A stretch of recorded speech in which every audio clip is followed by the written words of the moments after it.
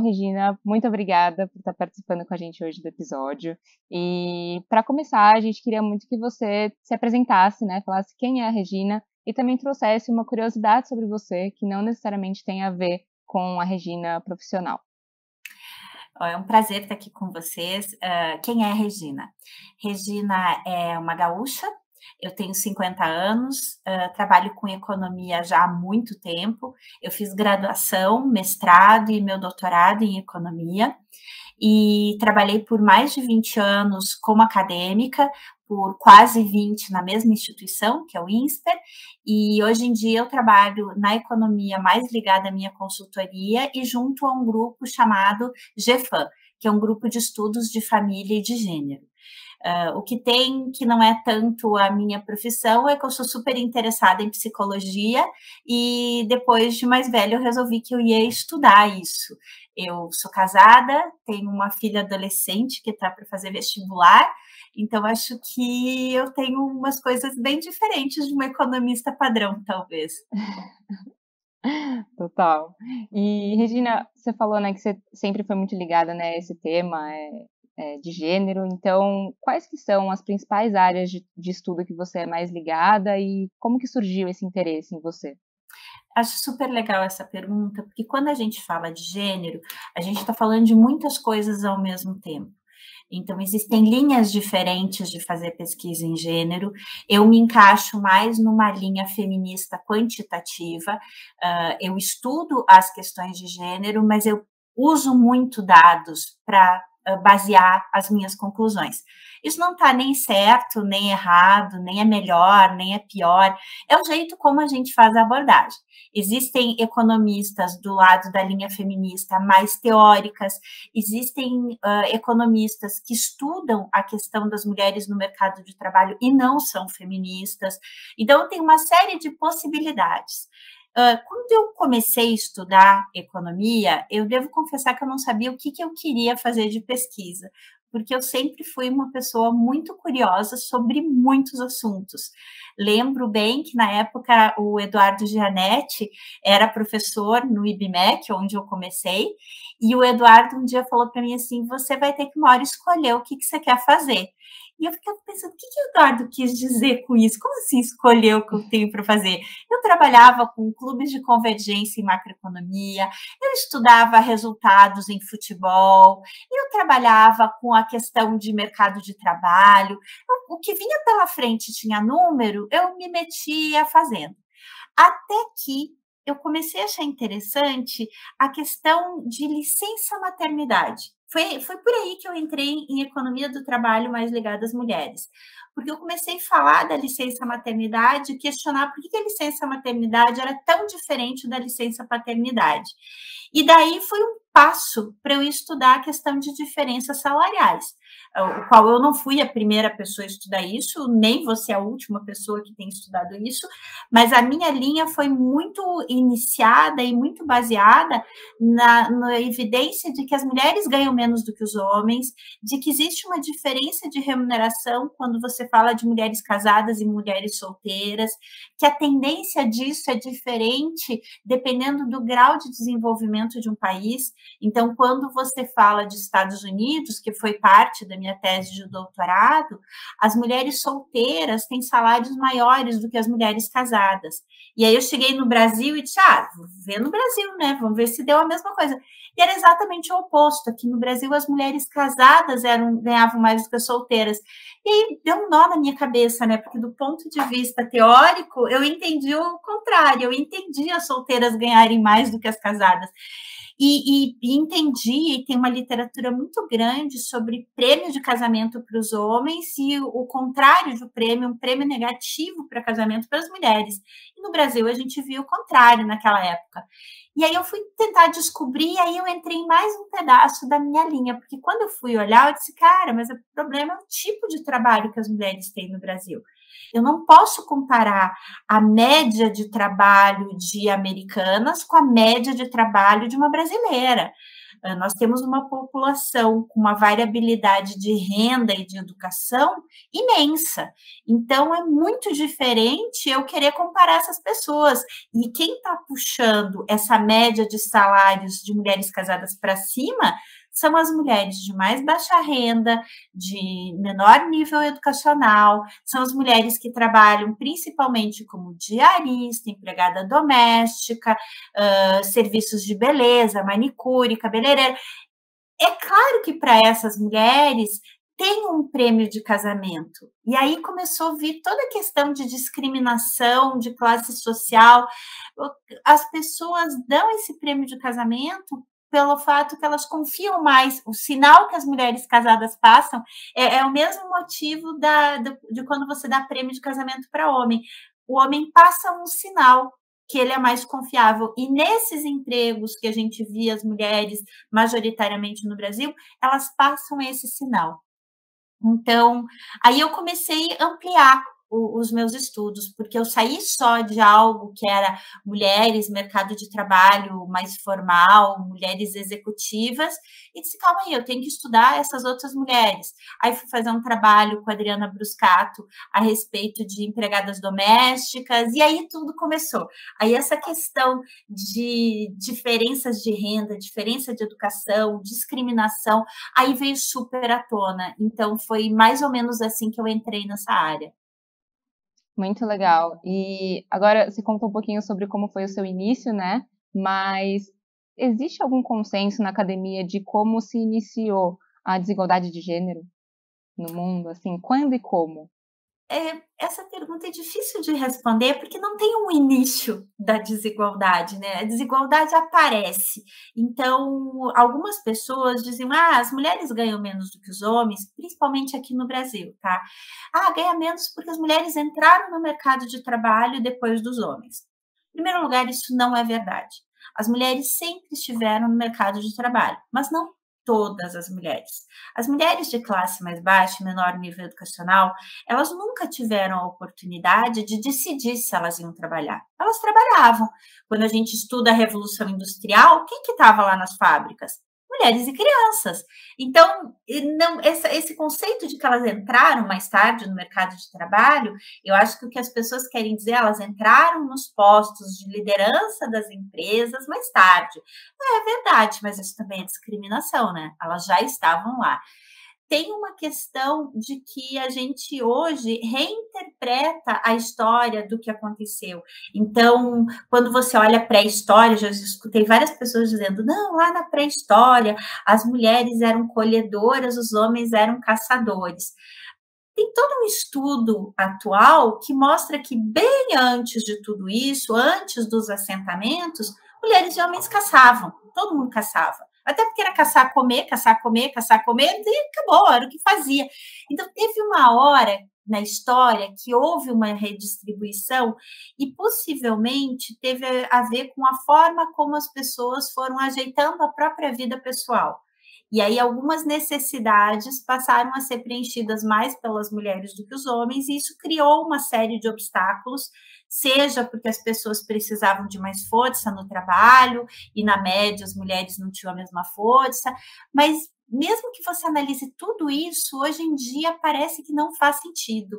Parece que tem alguma coisa a ver com algo socialmente construído de quem é considerado o mais forte. E aqui não é mais forte de força, é mais forte de poder.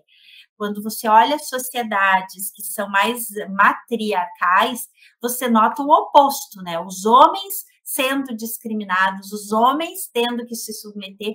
É verdade que existem pouquíssimas sociedades assim, a gente tem algumas tribos hoje em dia que sobreviveram, mas a maior parte virou um sistema patriarcal que acaba sustentando essa diferença. E falar isso pode parecer até meio insulto, né? Assim, como você está dizendo que é patriarcado? Não, é uma questão de poder. O poder é diferente entre os homens e as mulheres, o privilégio entre as pessoas existe. Então, a gente sabe, por exemplo, que se a gente quiser sair de gênero, quiser falar de raça, as pessoas brancas têm um privilégio imenso sobre as pessoas negras aqui no nosso país. Então, o privilégio existe. Quando o privilégio existe, ele beneficia um grupo. No caso de homens e mulheres, ele beneficia os homens. E como é que a gente pode trabalhar com isso? Primeiro, falando que é um privilégio, que não é uma ordem social, que não foi a construção do mundo que fez que a gente fosse desse jeito.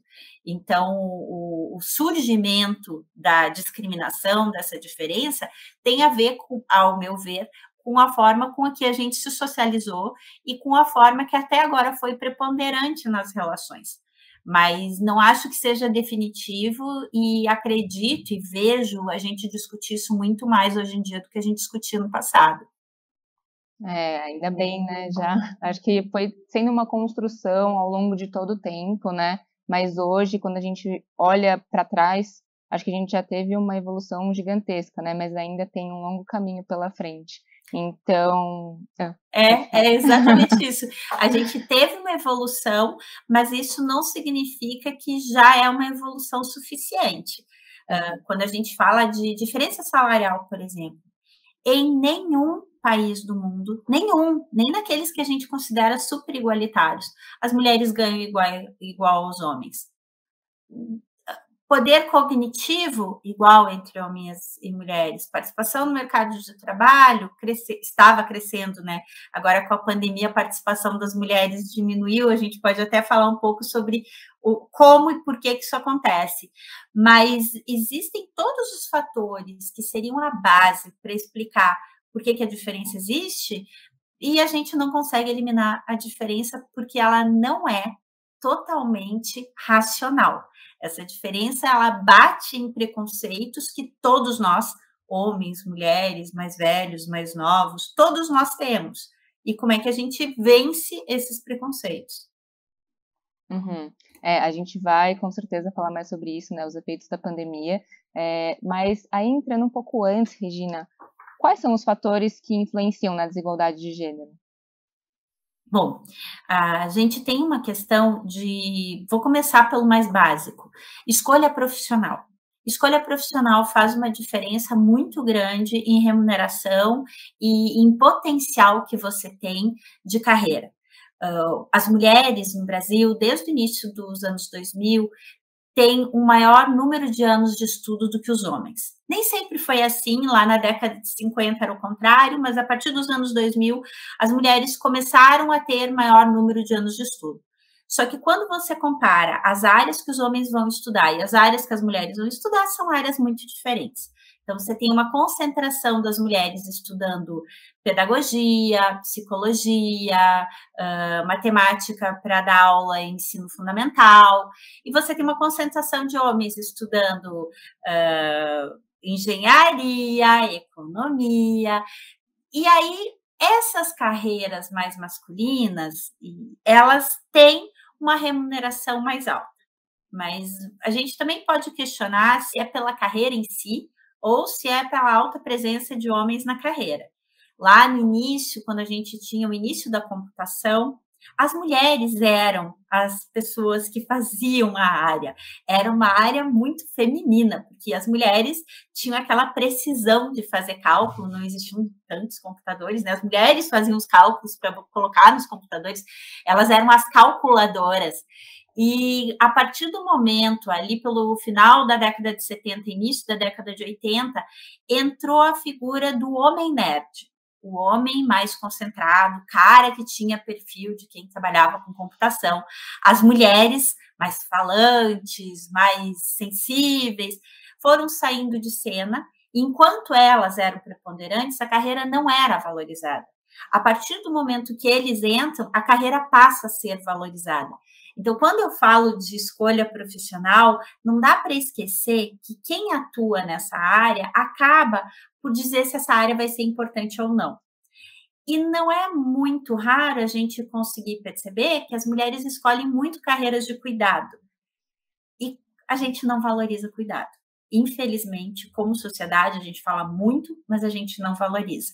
As pessoas que cuidam, vamos lembrar, professora de creche, empregada doméstica, diarista, babá, enfermeiras, e estou falando da auxiliar mais do que enfermeira, do que a chefe de enfermagem, essas pessoas recebem salários muito baixos. E são lugares onde a gente vê muitas mulheres. Acho que esse é um primeiro motivo. Tem um outro motivo, que é a questão da própria entrada no mercado de trabalho. Vários estudos demonstram que na hora que você entra no mercado de trabalho, você tem uma chance de negociação do teu primeiro salário. O ideal seria que esse salário não te carregasse ao longo da vida, mas ele carrega. Porque na hora que você negocia o teu primeiro salário, a tua mudança de emprego, os teus aumentos salariais, infelizmente, são atrelados a ele. Então, imagina duas pessoas saindo de uma faculdade, da mesma faculdade, um homem e uma mulher. E aí, os dois vão para um certo trabalho. O homem aceita um salário X e a mulher X menos Y. E a partir dali, o aumento salarial deles é em cima daquilo que eles aceitaram. A hora que você muda de carreira, o teu salário anterior é o salário que se observa para dar um aumento. Isso, inclusive, é um dos motivos pelos quais, em alguns estados americanos, hoje em dia é proibido por lei você perguntar o salário da pessoa na hora que você vai contratar. Qual o argumento que está por trás? Que as pessoas que começaram, ingressaram no mercado de trabalho ou aceitaram um emprego que diminuiu o salário delas, elas carregariam isso ao longo da vida. Então, se você tem uma vaga, você sabe quanto você quer pagar. Oferece o mesmo salário para todo mundo. Você não precisa tirar vantagem do empregado na hora que você está contratando. Isso é algo que favorece muito mais as mulheres do que os homens, para não carregar esse salário diferente. Tem um motivo da diferença salarial existir também, que está ligado aos preconceitos que a gente tem a respeito do que é um trabalho que uma mulher exerce. Um dos preconceitos é com relação à licença maternidade. Então, no Brasil, licença maternidade de 4 a 6 meses para as mulheres, licença paternidade de 5 a 20 dias por lei. É muito diferente. E eu não vou entrar no mérito do que é o tamanho de uma licença maternidade ou paternidade adequada. Só dá para dizer que é incoerente a diferença que a gente tem entre a licença da mulher e a licença do homem. Mas por que eu falo em preconceito quando falo da licença? Nem todas as pessoas se dão conta. Primeiro, a licença maternidade só é paga quando você tem um emprego formal. Se você trabalha informalmente, você não tem licença, você não tem nada. Simplesmente você não vai ganhar se não trabalha. Esse é o primeiro ponto. E nós temos um percentual de mulheres que trabalham informalmente que ultrapassa a metade das mulheres que trabalham. Então, parece que a licença em si não é exatamente o problema. Segundo ponto, a licença maternidade, até um limite muito, muito alto, é paga pelo governo. A empresa não gasta o salário da mulher enquanto ela está de licença. Você gasta a contribuição ao INSS, que era algo que você ia pagar de qualquer jeito. Mas quem paga o salário da mulher enquanto ela está de licença maternidade é o INSS. Então, você não tem essa despesa enquanto ela está afastada. Tá, Regina, não tem a despesa, mas você tem um trabalho que você precisa colocar alguém. Para a maior parte dos trabalhos, você consegue contratar um temporário para resolver o trabalho dessa mulher que está de licença maternidade. Você não consegue contratar um temporário para uma diretora de uma grande empresa. Mas quantas diretoras de grandes empresas nós temos? Então, você teria como contratar temporários, você tem como ajeitar. A licença maternidade, isso eu escutei de um presidente de uma grande multinacional. A licença maternidade é a única licença que você sabe com meses de antecedência que a pessoa vai se afastar. Então, existe uma possibilidade de você se programar para isso. Não é uma licença de susto, não é alguém que ficou doente, não aparece, que teve um AVC e não vem mais trabalhar por sabe-se lá quantos meses. Não, você tem como se preparar para isso. E, finalmente, há uns 2, 3 anos atrás, eu fiz uma pesquisa junto com a Adriana Carvalho, que hoje é CEO da Generation, na época ela trabalhava na ONU Mulheres, e a gente foi olhar o número de dias de afastamento de homens e mulheres que trabalhavam formalmente no Brasil. Então, nós pegamos uma amostra da RAIS, que é o Relatório das Informações Sociais, que é divulgado todo ano pelo Ministério do Trabalho. Usamos só pessoas que tinham trabalhado o ano inteiro em 2017, tanto homens quanto mulheres, e a gente contou a média de dias de afastamento dos homens e a média de dia de afastamento das mulheres. Pensando, né, as mulheres têm licença maternidade muito superior à dos homens, então vai dar uma diferença absurda. Não. a diferença de média de dias não chega a 10 dias por ano. É muito pequena. Então, os homens também se afastam. Esse que é o grande mote, só que a gente não tem esse preconceito com o afastamento dos homens, a gente tem com o afastamento das mulheres. Ah, os homens se afastam como? Se afastam porque ficam doentes, se afastam porque eles têm outros problemas. Os homens também tiram o afastamento do trabalho. Só que a gente olha para a licença maternidade e a gente foca nisso, o que só pode ser traduzido como preconceito que a gente ainda tem. E aí a gente ainda tem coragem de dizer que a gente acredita no trabalho de cuidado. Não, tem alguma grande incoerência em tudo isso. E o último motivo que eu vejo para a diferença salarial entre homens e mulheres, para essa diferença no mercado de trabalho, é o que a gente chama, não vou mais chamar de preconceito focado, de vieses inconscientes. Então, embora a gente tenha estudado, embora você, eu e várias pessoas que estão escutando estejam convencidos que mulheres e homens têm a mesma capacidade, lá no fundo tem coisas que a gente ainda tem um viés. Eu vou falar de mim.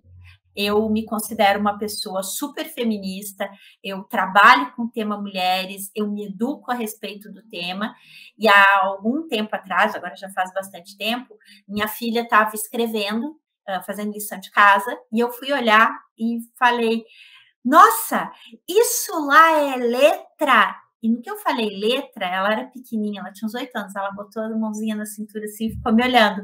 Eu falei, letra de quem está no 3º ano? Eu, ela, todo mundo. Não era isso que eu ia dizer. Eu ia dizer isso lá é letra de menina. Por quê? Porque lá no fundo da minha cabeça tinha o imaginário de que meninas têm letras mais bonitas que os meninos, que meninas não podem errar. Então, esse viés, essa coisa que a gente acredita e que a gente não presta tanta atenção, acaba tendo uma influência muito grande no mercado de trabalho. Porque aí a gente olha uma mulher que comete um erro e a gente não julga do mesmo jeito que a gente julgaria se um homem tivesse cometido o mesmo erro. A gente olha uma mulher que se descontrola na fala, que grita, que xinga, e a gente chama ela de descontrolada. Quando é que a gente ouviu dizer que um homem é descontrolado? A gente diz que ele é agressivo, que ele é assertivo, que ele foi até mal educado. Descontrolado? Nunca. A gente não chama. Por quê? Porque é um preconceito nosso, é o que a gente tem de expectativa a respeito das mulheres. E a gente, homens e mulheres, então as próprias mulheres que passam por isso também têm expectativas a respeito delas. Elas também se cobram muito. Se cobram mais do que os homens? Possivelmente sim, porque a gente também acredita que a gente tem que fazer tudo certo o tempo inteiro. E isso torna o trabalho exaustivo. Trabalhar já é exaustivo, trabalhar sob essa pressão de não poder errar, de ter que acertar o tempo inteiro, de ser controlada, mas ao mesmo tempo não ser mãezona, que esse é outro problema, né? Se a mulher foi muito tranquila, ela é considerada mãezona. É um xingamento da mesma forma. Então, tudo isso junto faz com que o mercado de trabalho não seja igual para os homens e para as mulheres.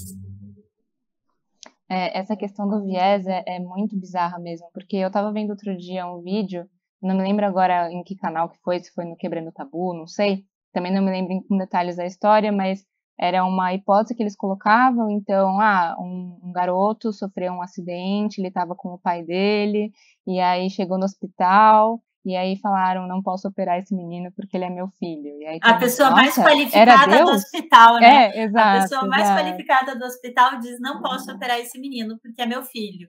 Exato. Dá um nó na cabeça das pessoas. Todo mundo fica, nossa, quem? Mas o pai tava com ele? Não.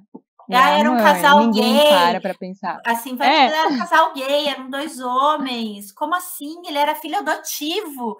Não, a mãe dele era a pessoa mais qualificada do hospital.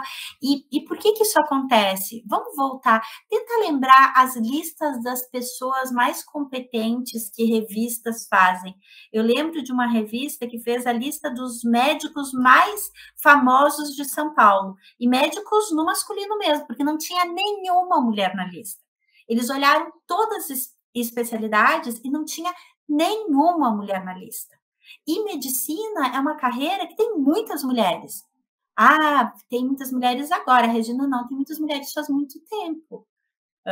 Mas, infelizmente, na hora de a gente dar um prêmio, na hora de chamar de uma pessoa super importante, não, a gente põe os homens. Daí, quando você faz um teste desse, a pessoa mais competente do hospital, como é que ela poderia ser uma mulher? Não pode, não entra no nosso imaginário. Nem passa pela nossa cabeça, né? E é exatamente isso que você falou. Eu também defendo super a causa, super feminista, e quando eu estava ouvindo essa história, eu também não parei para pensar que podia ser a mãe. Isso é muito bizarro mesmo. Mas aí, Regina, quando a gente para olhar, né, a gente sabe, né, que as mulheres enfrentam todas essas dificuldades muito mais do que os homens, mas até o que você mencionou anteriormente, a gente tem toda essa relação que não existem só mulheres de um só tipo, né? Então, o que é o conceito de interseccionalidade? Como que ele se aplica às questões de gênero? É um conceito que se aplica para todas as pessoas, mas que em gênero faz ainda mais sentido. Porque quando a gente fala, por exemplo, de mulheres e homens, e uma empresa resolve que vai fazer um programa para impulsionar a carreira das mulheres. Se essa empresa não pensar que existe uma interseccionalidade, por exemplo, com raça, a hora que ela vai promover mulheres, ela vai promover mulheres brancas. Se essa empresa resolver que ela vai fazer um programa de impulsionar a carreira de pessoas negras e não pensar que tem a interseccionalidade com o gênero, vai impulsionar homens negros. Então, na hora que eu começo a pensar, eu tenho uma série de categorias que fazem todos nós sermos completamente diferentes. Isso não significa, já ouvi uma pessoa dizer, ai, querem fazer mais caixinhas. Não, é justamente mostrar que as pessoas não conseguem ser colocadas em caixinhas, porque eu tenho tantos lados que me compõem. Eu, por exemplo, eu fui passar há pouco tempo atrás, pela primeira vez, eu participei de uma gravação, sei lá, uma transmissão, onde a pessoa pedia que a gente se autodescrevesse. E eu fui me autodescrever. Eu sou uma mulher branca, e eu me lembro que eu olhei e falei assim, tenho cabelo loiro, mas é pintado. Assim, quais categorias eu entro? Eu sou uma mulher branca, eu tenho 50 anos, eu nasci no sul do país, eu sou uma mulher com grau de educação elevado, eu sou casada, eu tenho todos esses pedacinhos meus que me compõem, que me fazem diferente de você, por exemplo. E tudo bem, mas se eu não olhar para esses pedacinhos, existem alguns deles, e nesse caso nós duas somos privilegiadas, mas existem alguns deles que acabam por originar mais preconceito para certos tipos de mulheres. Então, é muito diferente eu falar da Regina, que fez doutorado fora do país, que trabalhou numa grande faculdade privada em São Paulo, e eu falar de uma mulher negra que também fez um doutorado, mas que não conseguiu emprego na mesma faculdade que eu dava aula e que trabalha até hoje fazendo pesquisa sozinha ou dando aula numa escola. Claro que a questão de raça e dependendo da questão social também influenciou a vida dela. Ah, mas as duas têm doutorado. Sim, temos. E aí? Como é que a nossa carreira foi diferente? Ou talvez uma mulher que conseguiu exatamente as mesmas coisas que eu, mas é uma mulher negra, o que ela precisou fazer a mais do que eu para chegar onde ela chegou? Como é que a gente usa a questão de classe social além de raça? Porque tem também, a gente tem a questão de raça, não dá para dizer que o Brasil não seja um país racista, eu acho que, graças a Deus, a gente já chegou à conclusão que temos essa característica horrorosa, somos um país bastante racista, mas a questão de classe social também pesa muito. É muito diferente você dar um endereço de uma certa zona em São Paulo e de outra da periferia. Você está declarando várias coisas a teu respeito com o teu próprio endereço. Isso muda na hora que você está procurando emprego. Então, como não pensar em interseccionalidade?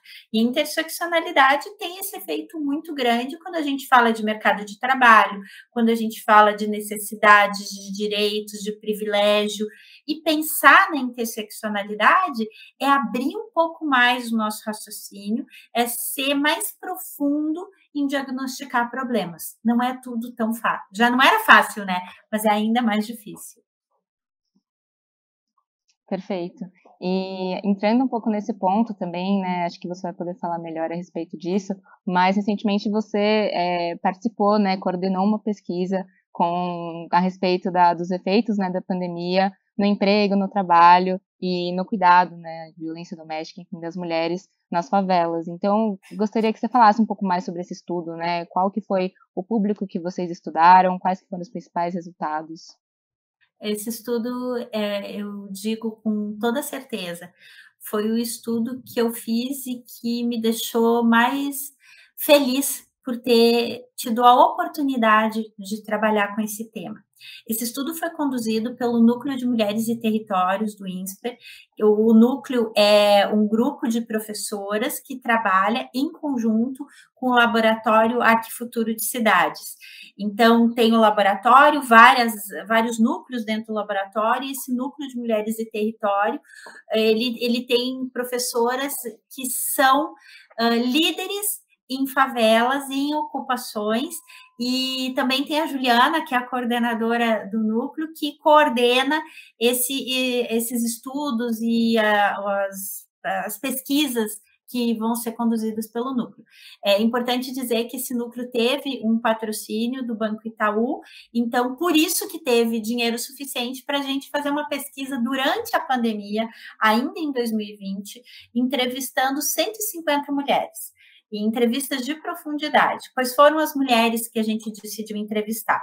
Nós entrevistamos mulheres em 3 favelas, das quais as lideranças faziam parte do núcleo, porque era mais fácil de a gente entrar nesses lugares.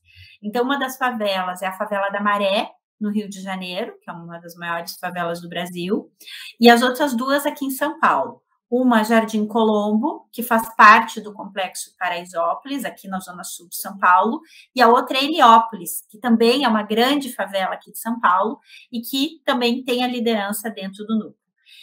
Quando a gente começou a fazer o estudo, o plano do estudo foi porque a gente via muito falar sobre efeitos de pandemia em mulheres e ouvia com mais desemprego, como ficam as pessoas, as diaristas, mas não tinha nenhum estudo que dissesse o que tinha acontecido com a vida delas.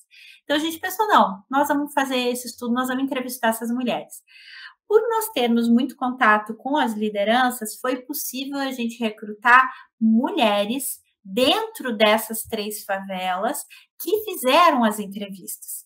Nós tínhamos 3 pesquisadores conduzindo essa pesquisa, o Sérgio Cardoso, que é professor do INSPER, a Eliana Silva, que é uma das líderes lá da Favela da Maré, do Redes da Maré, e eu, trabalhando na coordenação da pesquisa, mas efetivamente quem fez as entrevistas foram as moradoras desses locais. E elas fizeram as entrevistas tanto presencialmente quanto por telefone, porque as entrevistas foram conduzidas entre outubro e dezembro de 2020. Vamos lembrar, naquela época, a gente achava que a pandemia estava acabando, mas não estava, né? Então, a gente ainda tinha um pouco de receio de botar as pessoas na rua. Cada entrevista tinha uma duração média de 50 minutos. Então, por que era necessário a gente ter uma verba para pagar isso? Custa muito caro fazer entrevista. E as mulheres que foram entrevistadas, elas têm muito o perfil das favelas brasileiras. 70% das mulheres entrevistadas eram mulheres negras. Mais de 50% delas tinha pelo menos uma criança morando no domicílio. Os domicílios tinham uma média de 3,6, ou seja, quase 4 pessoas por domicílio. Nem era, tinha domicílios com 8, 10 pessoas, mas na média dá 4 pessoas por domicílio. 47% dessas mulheres viviam com um companheiro, casada ou morando junto. 55% dessas mulheres ou não tinham estudo ou tinham até o ensino fundamental. Aí você diz, nossa, mas e assim, tão baixo nível educacional? Pois é, mas nós entrevistamos dentro das favelas 8% das mulheres que tinham concluído o ensino superior, algumas delas tinham mestrado, doutorado, MBA, também foram nossa amostra. Então, é um grupo muito, muito representativo das moradoras das favelas, e o nosso foco era em 3 áreas diferentes. A primeira era a questão do trabalho remunerado, a segunda, do que a gente chamou trabalho de cuidado, que é o trabalho não remunerado, e a terceira, violência doméstica. Quando a gente analisou a questão de trabalho remunerado, a gente teve exatamente o retrato que estava aparecendo de forma anedótica nas notícias. Essas mulheres foram as primeiras pessoas que perderam o emprego no nosso país. Pelo estado de vulnerabilidade do trabalho delas, é muito fácil demiti-las. Então, se você tem uma diarista sem contrato assinado, sem registro, é muito rápido você dizer que ela não pode mais vir trabalhar na tua casa. E elas disseram que foi exatamente assim. Quando você fala de profissionais que trabalham em salão de beleza, em shopping, também é muito fácil. Então, o que a gente viu foi que as mulheres perderam o emprego antes do que os companheiros. Os maridos, os irmãos, os tios, os pais, eles primeiro tiveram redução de salário para depois perder o emprego. Então, foi uma diferença brutal que a gente viu na narrativa delas.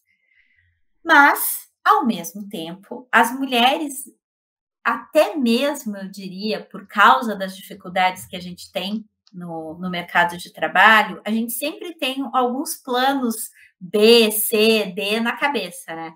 Então, essas famílias, sem essa renda que recebia semanalmente, elas não tinham mais o que comer. Acabou, não é que você tinha uma reserva de dinheiro que você ia usar, você não tem reserva de dinheiro. E a comida que você tem dura um certo período curto. Então, essas mulheres passaram a fazer o quê? Costurar máquina, vender comida. O que tem de resposta de vender bolo de pote? Enquanto eu analisava os resultados, chegava a me dar fome, assim. Nossa, quanto bolo de pote foi feito nesse lugar. Elas cozinhavam para fazer marmita, elas participaram das iniciativas, porque essas 3 favelas têm iniciativas sociais. E tiveram iniciativas sociais muito fortes durante a pandemia. Elas participavam dessas iniciativas. Então, você vê uma participação muito grande, mesmo quando a mulher está com muita necessidade. E a gente tem alguns relatos muito interessantes a respeito disso. Chama atenção um relato de uma mulher que a gente escutou, que ela ajudava muito, ela não era de uma favela, ela era de uma ocupação, ela não foi a amostra dessa pesquisa em si, mas ela retrata muito bem o que aconteceu dentro da nossa pesquisa. Essa mulher, no início da pandemia, ela participava doando comida para as pessoas que estavam passando fome. Então, dentro das ocupações, foram feitos mutirões para recolher cesta básica para poder dar para as pessoas que tinham perdido o emprego mais rápido. E essa mulher sempre levava alguma coisa, macarrão, açúcar, café, alguma coisa para contribuir. E diz que depois de alguns meses essa mulher sumiu, ela não apareceu mais. E um dia ela apareceu e ela falou, eu vim aqui porque, na verdade, agora eu preciso de ajuda, eu perdi o emprego, não tenho mais comida. Então, você teve uma necessidade muito grande de doações e no início da pandemia teve uma força muito grande que perdeu, ela diminuiu ao longo do tempo e essas pessoas realmente passaram muita necessidade. Quando a gente fala de auxílio emergencial, a gente usou a questão do auxílio emergencial para ver se elas tinham recebido, se elas tinham solicitado. Sim, a grande parte solicitou, a grande parte recebeu o auxílio. Nenhuma entrevistada, 150 entrevistas, ninguém pediu demissão por causa de auxílio do governo. Acho que isso é super importante, porque a gente tem alguns vieses a respeito do que significam os auxílios do governo, como se o auxílio do governo fizesse, sei lá, já escutei as pessoas falando, a pessoa tem Bolsa Família, vai ter mais filho. Pessoal, vamos olhar quanto a pessoa recebe de Bolsa Família, assim, nem que ela quisesse fazer 10 filhos, ela não ganharia o suficiente para sustentar. A mesma coisa aconteceu com o auxílio emergencial. O auxílio emergencial, ele não foi um luxo para essas pessoas, ele comprou comida e remédio. Foi para isso que serviu o auxílio emergencial. Aí, quando você olha a parte de cuidado, a gente escutou falar muito da pandemia, alunos sem aula, e aí, em certos círculos sociais, as crianças estavam no Zoom, elas estavam prejudicadas com o aprendizado. Pois bem, na favela não teve espaço para muito Zoom. Primeiro que as escolas públicas demoraram mais tempo para se adaptar, depois que a gente ouviu várias pessoas dizendo, aqui em casa são 5 crianças, um aparelho celular. como eu faço o sorteio, quem vai assistir a aula hoje, ninguém assiste a aula. Então, tem um problema muito sério de que essas crianças não tiveram acesso porque não foram dadas condições para que elas tivessem aula mesmo. Não tem. Você tem que comprar crédito no celular para a criança assistir aula. Você não tem dinheiro para o crédito. Como é que você vai fazer isso? Então, a criança não assiste aula. E, ao mesmo tempo, a gente viu as moradoras narrando o esforço dos professores de escola pública em incluir essas crianças no ensino. Então, em Heliópolis, tem um dos casos que eu acho muito interessante, de uma professora que foi na casa, ela ia na casa dos alunos entregar a lição. Você sabe, sair da casa dela, fisicamente, pegar a lição e levar na casa dos alunos. E aí diz que ela bateu na porta, atendeu o aluno dela, de 7, 8 anos de idade, e o menino falou, eu vou receber, mas eu não vou fazer essa lição. E aí a professora falou, mas por que você não vai fazer lição? Porque isso não é algo que é importante para mim agora. Nada do que está escrito ali é importante para mim agora. E a professora falou, mas o que é importante para você agora? Importante para mim agora é fazer arroz, porque minha mãe saiu de casa e disse que eu tinha que fazer arroz para complementar a comida dos meus irmãos, eu não sei. E essa professora entrou na casa do menino e ensinou o menino a fazer arroz. Então, por que eu estou contando essa história? Porque muitas vezes a gente olhou para os professores de escola pública, julgando que eles não queriam voltar para o presencial, porque eles não querem trabalhar. E não foi isso que as mães dessas crianças contaram para a gente. As mães das crianças disseram, essas pessoas continuaram querendo trabalhar, essas pessoas continuaram tentando ensinar meus filhos, mas nas condições que eram possíveis, porque elas também têm família, porque elas também tinham medo de ficar doente.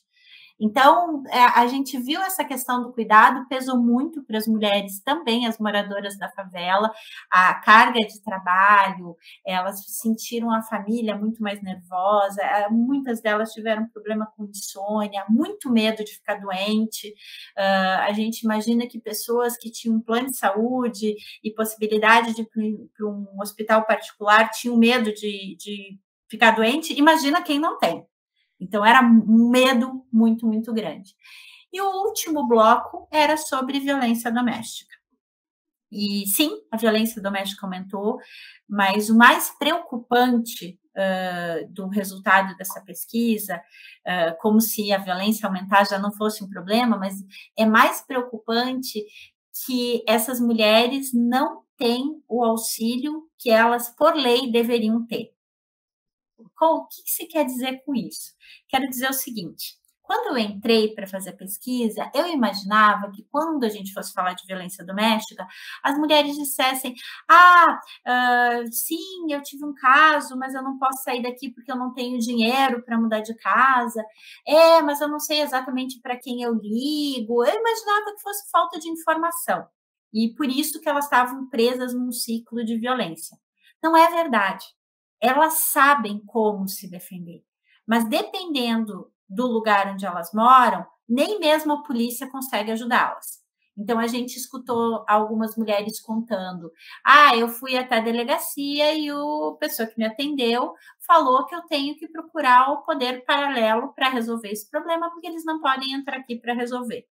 Então, você tira a mulher do poder de polícia, que é o que deveria ajudá-la a se proteger, e você coloca ela na mão de um traficante que vai resolver o problema para ela.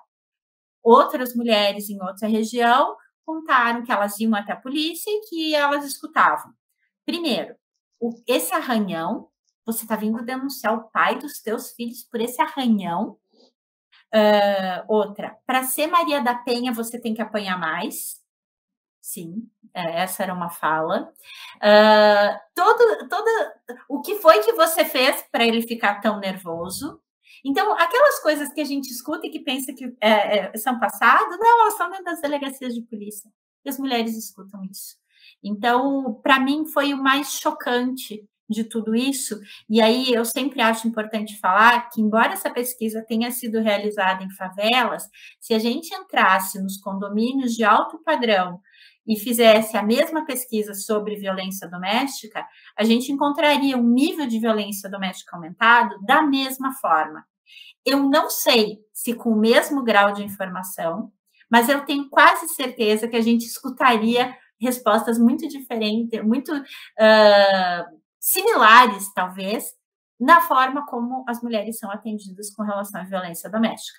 Falta ainda muito esclarecimento para qualquer classe social de como é que a gente lida com esse problema. Não é uma questão só de legislação, são formatos de apoio que a gente está falhando muito com as mulheres.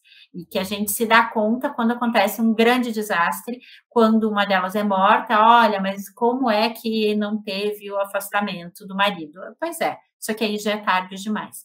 Então, essa pesquisa foi super interessante, porque ela me colocou muito além dos dados. Foi a primeira pesquisa qualitativa que eu fiz na minha vida. Eu sempre trabalhei muito com pesquisas quantitativas, essa foi a primeira quali, e foi muito impactante ler o que essas mulheres estavam falando. Então, acho que é por isso que eu sou tão apaixonada quando eu falo desse tema. Não, porque é muito diferente, né? Você olhar números ali, os números já chamam muita atenção, já deixam a gente chocado, já deixam com essa sensação de, nossa, como pode? Mas quando você lê, né? Quando você ouve esse tipo de coisa, esse tipo de relato, esse tipo de resposta que as mulheres recebem, é muito mais impactante, né? Eu acho que realmente deve ter deve gerar. Eu ouvindo você falar já me deu um nozinho aqui. Imagina você ouvir diretamente da mulher que está sofrendo tudo isso. Então, falando, né, sobre essas comparações que você mencionou, que acredita que em questões de violência doméstica, provavelmente o aumento tenha sido similar, né, tanto em mulheres brancas e de classes sociais mais altas, em comparação com as mulheres que foram entrevistadas nessa pesquisa. Mas o que diferencia, né? O que você acredita que a pandemia trouxe de diferente no impacto desses dois grupos distintos? Porque a desigualdade nas mulheres brancas e de classes sociais mais altas, ela também sofreu aumento com a pandemia, e como que foi a diferença? Pois é, todas as mulheres tiveram sofrimento. Eu costumo dizer que não dá para a gente comparar grau de sofrimento, né? Quando a pessoa está sofrendo, ela está sofrendo, ponto. E isso que é importante a gente ver. Então, ao mesmo tempo que você tem essa narrativa a respeito do que aconteceu com as mulheres moradoras de favela, você sabe que as mulheres que trabalhavam de home office também tiveram dificuldades. Uma das grandes dificuldades era conseguir conciliar a falta da ajuda que elas tinham para trabalhos que supostamente estavam começando a ser bem divididos entre homens e mulheres. Então, antes da pandemia, tinham muitas reportagens sobre os homens aumentam o número de horas de afazeres domésticos. Sim, vamos olhar, as mulheres 20 horas por semana, se elas trabalham em tempo integral, os homens 10 horas por semana, eles podem até aumentar, né? Mas eles precisam dobrar para chegar no número que as mulheres fazem. Então, ainda era uma diferença grande, mas a gente tinha um olhar super otimista. Não, os homens passam a participar mais do trabalho doméstico. A hora que vem a pandemia, todo mundo ficou dentro de casa, né? Então, a avó que cuidava das crianças não vem mais, a babá não vem mais, a diarista não vem mais, e ficou só a família ali dentro.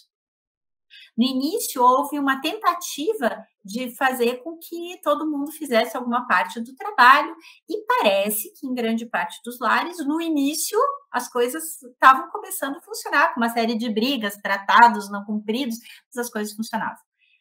Entretanto, a pandemia durou bem mais do que a gente esperava, né? Eu lembro de ir buscar meu material e pensar, será que eu levo o material de um curso que vai começar daqui 3 meses? Ou eu deixo, porque é muita coisa para carregar. E no fim eu falei, acho que eu vou levar. Graças a Deus, né? Porque eu levei 1 ano para poder voltar para minha sala e pegar coisas que eu tinha deixado lá dentro. Então, para todo mundo, quando teve esse choque de o aumento do tempo de duração da pandemia, na verdade, os homens passaram a fazer o que eles já faziam. Eles aumentaram a participação deles no trabalho doméstico, mas muito pouco, as mulheres aumentaram muito mais. Tem uma pesquisa da Universidade Federal do Rio Grande do Norte que entrevistou, era mais para saber o efeito de contratação de trabalhador doméstico durante a pandemia, mas eles fizeram uma pergunta sobre quem é que ficou com a parte mais pesada do trabalho doméstico. E aí não é surpresa que mais de 50% dos domicílios, quem ficou com o trabalho mais pesado foram as mulheres. Então, e você pode dizer, tá, e os homens? menos de 11% foi mais pesado para os homens. Tem uma parte de pessoas que moram sozinhas, que aí não tem o que fazer, e tem uma parte de uma distribuição mais igualitária. Mas fato é que mais de 50% das famílias, quem ficou com o trabalho pesado quando a diarista saiu, foram as mulheres. Isso deu uma carga de trabalho mental muito maior, porque várias delas, a gente tinha uma participação no mercado de trabalho em torno de 52% mulheres no Brasil. Se você olha mulheres de uma certa classe social, um nível educacional, a participação era até mais elevada, porque eram mulheres que podiam trabalhar de home office, que estavam em escritório. Só que a hora que tem duas pessoas trabalhando em home office, você tem uma criança dentro de casa que está aprendendo como usar o Zoom, que precisa de auxílio para alguma coisa, alguém vai ter que abrir mão do trabalho. E aí é o impacto que a gente teve muito grande na diminuição da participação das mulheres no mercado de trabalho. E vamos lembrar, participação significa tanto estar trabalhando quanto estar procurando emprego. Quando a gente fala que as mulheres saíram do mercado de trabalho, significa que elas saíram mesmo. Elas não estão desempregadas. Elas não querem trabalhar. E o querem aqui tem que usar com muito cuidado. Talvez elas não possam trabalhar. Elas não tenham como voltar ao trabalho. E aí é o impacto que a gente tem do fechamento de escolas. Enquanto as escolas não voltem da forma como elas eram, com uma previsibilidade muito grande, a vida fica muito complicada. Então, eu tenho pessoas que eu convivo e que falavam, não, como é que eu volto a trabalhar se minha filha tem aula 3 vezes por semana, das 8 às 11h30, e a outra tem aula 2 vezes, das 2 da tarde às 4? É um Lego. E era um Lego no Zoom, é um Lego no presencial, e agora que a gente começa a retornar para o normal, como é que a gente vai fornecer condições para que essas mulheres voltem? Porque aí você tem um outro perigo, tá? Adiantando um pouco, é o perigo de a gente ter se estabilizado de tal forma que o home office seja visto como a alternativa para as mulheres. E o home office é uma alternativa para todo mundo. Mas, inevitavelmente, quando voltarmos para o presencial, se o home office for uma alternativa mais das mulheres do que dos homens, a gente vai dar uns passos para trás no mundo da equidade, porque o presencial faz diferença, o contato com as pessoas faz diferença, diferenças que são diferenças marcantes, mas diferenças que são vieses inconscientes nossos sobre estar presente ou não. E se você está em casa sem racionalizar, você fica com um trabalho mais pesado de cuidado. Então, sobra mais carga de trabalho. E esse é o perigo de a gente voltar para o mundo presencial e não ser muito claro de que se as mulheres também não voltarem, e aqui eu peço cuidado, porque eu não estou dizendo que as mulheres não devem ficar em casa, mas sim que a forma como a gente vai organizar isso tem que ser muito clara para as mulheres não ficarem com um trabalho ainda mais pesado. E você também acaba reforçando mais que é a mulher que tem que ficar em casa, né? Que se tiver que decidir alguém para ficar em casa, tem que ser a mulher. Pois é, e aí que é o nosso grande nó, né? Por que é a mulher?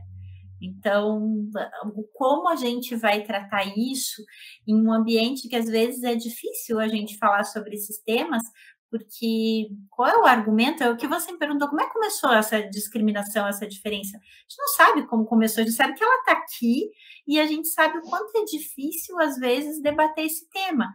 É como se as pessoas acreditassem que as mulheres têm mais habilidade, e há não muito tempo atrás eu escutei alguém dizer isso, as mulheres têm mais habilidade no cuidado. Será que a gente tem mais habilidade no cuidado? Será que a gente não foi ensinada a ter um pouco mais de cuidado com as pessoas, mas que isso poderia ter sido ensinado para os homens também, e que sempre é tempo de aprender? Eu costumo contar uma história de que a gente não pode usar a idade para dizer que a gente não pode aprender ou que tem um hábito. O meu pai, então, se eu tenho 50, imagina, meu pai tem mais de 70. Meu pai um dia estava me contando sobre a contratação que ele fez na empresa que ele trabalhava de um homem homossexual. E ele falou: Regina, você não sabe o que eu fiz? Fui entrevistar o homem, fui contratar e falei para ele: a sua esposa, você tem esposa? E aí o cara ficou um pouco constrangido, falou para meu pai que ele tinha um esposo. E meu pai ficou muito mal. Ele falou: como eu não pensei, o que eu falo? Como é que eu vou fazer isso novamente? E aí eu falei: olha, a próxima vez você pergunta, você tem uma pessoa que você gostaria de incluir no seu plano de saúde? Aí passou um tempo, meu pai me liga e fala assim: você não sabe. Falei, e tinha, e deu tudo certo. E aí eu fiquei pensando, será que esse esforço, que às vezes é um esforço inicial, né? Assim, o que eu preciso fazer de início? Não é algo que eu estou muito habituado. Na época, meu pai morava no Mato Grosso, no interior do Mato Grosso, sabe? Não é a mesma coisa que está em São Paulo, convivendo com o tema e sabendo qual é a linguagem adequada. Mas se ele, com mais de 70 anos, conseguiu olhar para isso e conseguiu mudar a linguagem dele, será que a gente não tem como fazer o mesmo em questão de LGBT, em questão de mulheres, em questão de raça? Será que a gente não pode se educar para isso e entender que o trabalho de cuidado é um trabalho de todo mundo? Todo mundo é responsável pelo cuidado. Então, algumas coisas me dão esperança. Essa história do meu pai me dá muita esperança, tá? Que a gente pode mudar o mundo, sim.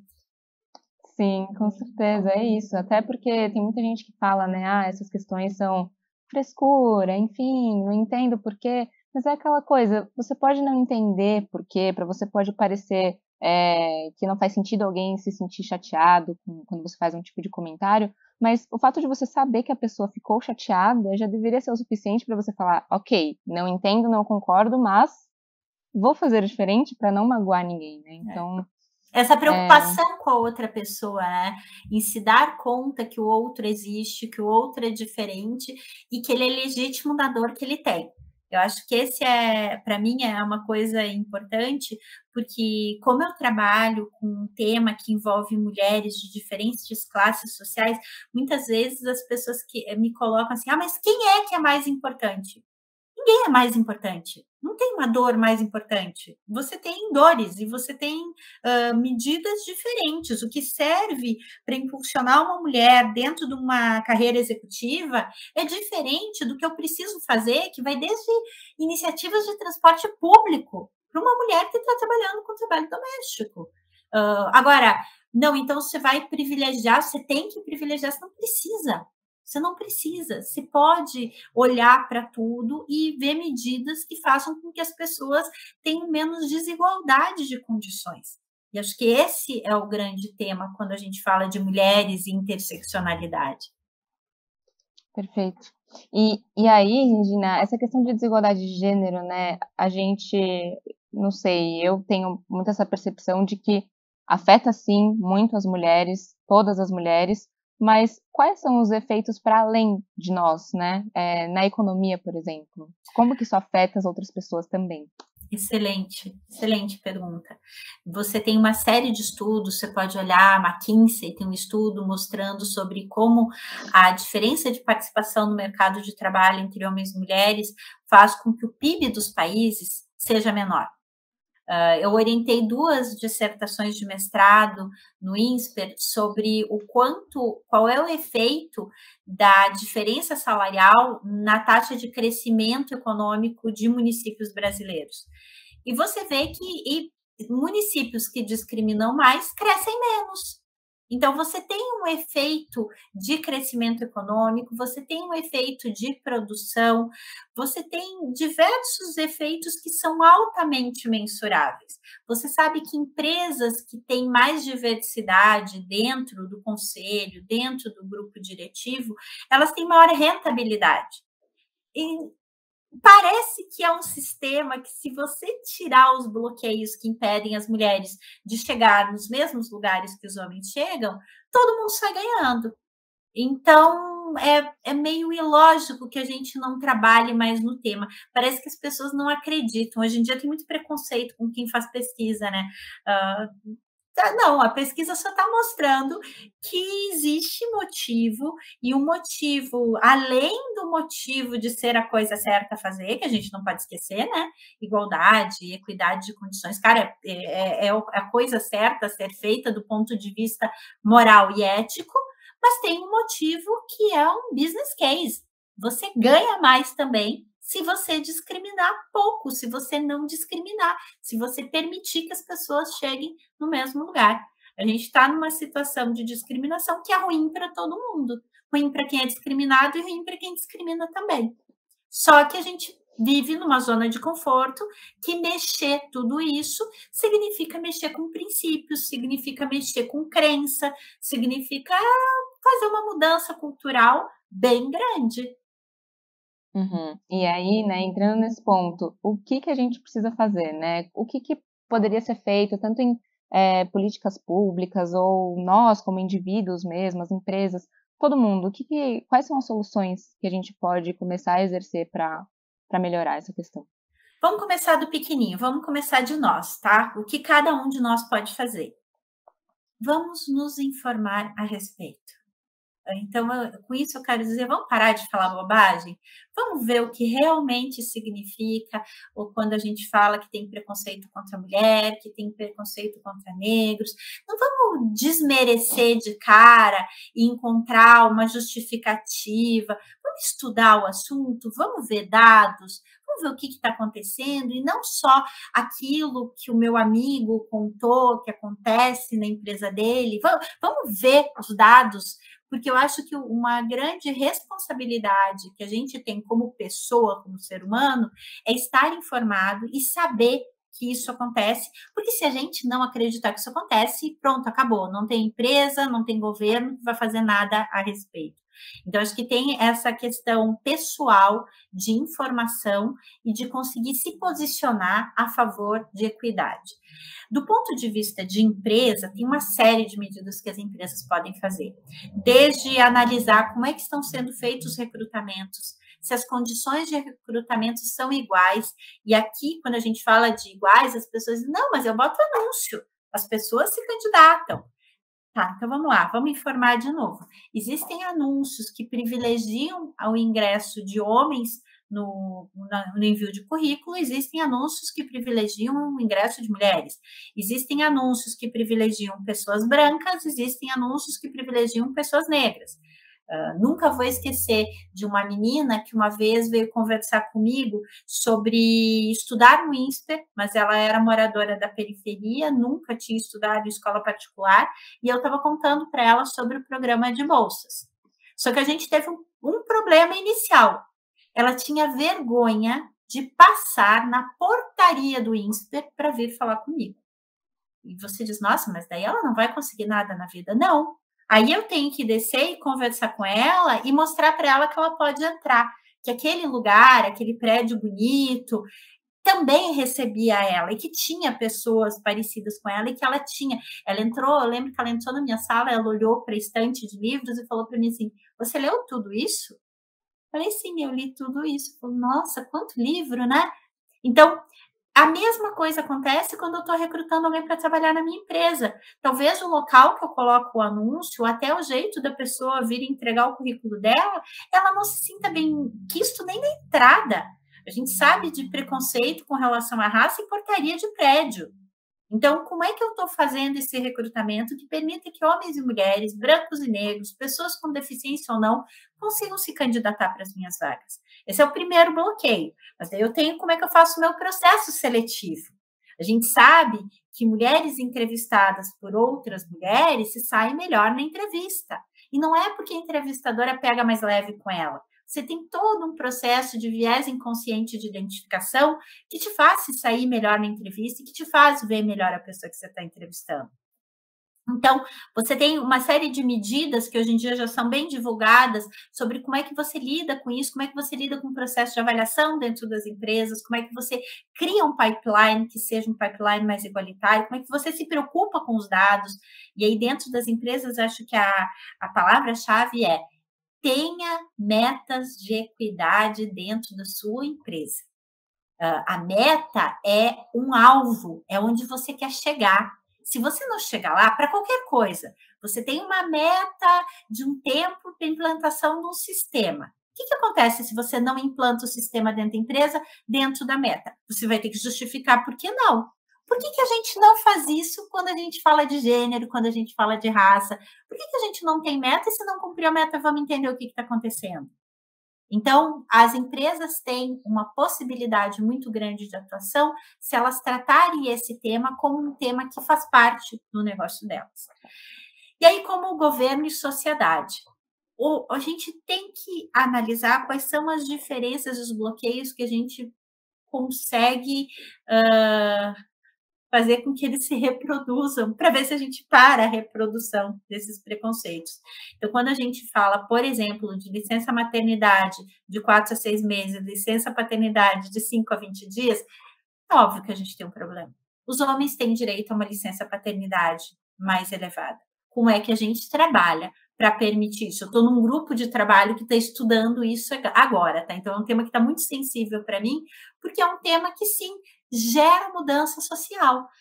Uma monografia que eu orientei semestre passado no INSPER, a gente encontrou o resultado de que quando você tem aumento de licença paternidade nos países, você diminui a desigualdade no mercado de trabalho entre homens e mulheres. Então, é algo que você faz supostamente para os homens, mas o efeito é para a sociedade como um todo. A gente precisa poder falar desses temas. Então, falar em escolas, educar as crianças sobre igualdade é chave. Isso não é nenhuma transformação, quebra de família, não. É dizer que as pessoas são iguais, que Maria e João têm as mesmas necessidades e oportunidades e que a gente vai permitir que eles cheguem nesse grau de desenvolvimento. Não falar dessa questão de gênero, de raça, de orientação sexual dentro das escolas é a gente fazer com que isso se perpetue ainda mais, porque a gente está perdendo a oportunidade de educar as crianças para um mundo que permita a equidade. Então, tem um trabalho muito grande, claro que alguns são muito mais difíceis do que os outros. Você estar numa empresa e colocar uma meta é bem diferente de você mudar a cultura de um país, mas se a gente não começar a fazer tudo agora, a gente não vai mover, vai levar os tais de 200 anos para as mulheres ganharem salários iguais dos homens. Nem você, nem eu, nem minha filha, nem teus filhos, nem nossos netos vão estar aqui para conseguir ver essa tal de igualdade, né? Então, acho que a gente tem um trabalho bem grande para ser feito, o que é bom, né? Tem um trabalho para ser feito. É isso, é isso. E aí, Regina, a gente está caminhando para o fim do episódio já, e eu queria abrir um espaço para você dar um último recado para quem está ouvindo a gente. O que você acha que é importante, um ponto-chave de tirar de todo esse papo que a gente teve agora? Eu gostaria muito que as pessoas percebessem que não tem coisa mais importante que a gente valorizar o que é a outra pessoa no jeito que ela é, na diferença que ela tem. Então, se eu trabalho com um homem, se eu trabalho com uma mulher, se eu trabalho com uma pessoa negra, uma pessoa branca, todas elas são pessoas completamente diferentes. E eu me preocupar com como essa pessoa está vivendo, eu ter uma visão mais ampla, mais fora do bloquinho que eu vivo, da bolha que eu vivo, eu entender que quando a gente fala de um auxílio emergencial, eu estou falando da vida das pessoas. Eu não estou falando de luxo, eu estou falando da vida. É muito difícil para mim que não passei pela situação que eles estão passando, mas ela existe. Então, para mim, essa questão de conseguir olhar a outra pessoa do jeito que ela é e com as necessidades que ela tem, seria um grande recado. Mas eu tenho um segundo recado. Como eu tenho toda a minha formação básica em economia, que a gente precisa de mais mulheres estudando esse tema, e mais mulheres dentro da economia, porque a gente tem pouquíssimas mulheres que progridem na carreira, as mulheres que fazem economia. Eu participei de um estudo há uns 2 anos atrás, onde a gente olhou as notas das alunas e dos alunos de economia da USP, da AGV, aqui de São Paulo, e do INSPER. E, na média, as notas dos alunos em economia, mulheres e homens, eram iguais. E em algumas matérias, na verdade, as mulheres eram melhores do que os homens. Mas quando a gente olha quem vai para o mestrado, quem vai para o doutorado, as mulheres fogem desse curso muito mais do que os homens. Então, eu queria incentivar as mulheres a estudarem economia. Economia é uma coisa muito legal. Você pode fazer economia estudando coisas como crescimento, como câmbio, como inflação, mas você pode estudar desigualdade, você pode estudar coisas dentro das empresas. Eu acho que é super importante a gente incentivar mais mulheres a estudarem o tema, porque com isso eu acho que a gente consegue também mais pessoas pensando políticas públicas voltadas para a equidade.